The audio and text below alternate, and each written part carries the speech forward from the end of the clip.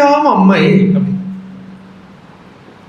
அச்சலையாம் அம்மை எதிராடும் அச்சல உருவில் அசக்தி ஒடுங்கிட. அருணாச்சலத்தில் அந்த அச்சலமான அந்த ஸ்வரூபத்தில் சக்தி அடங்கி எடுத்து. சிதம்பரத்தில் எப்படின்னாக்க சக்தி அச்சலமாக இருக்கலாம், அந்த சக்தியோட எதிரில் சிவன் ஆடின்னு இருக்கான்.